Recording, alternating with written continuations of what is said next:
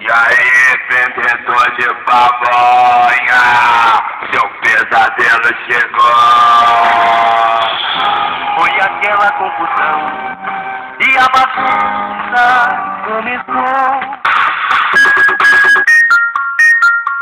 Equipe São LG, a equipe que lutou.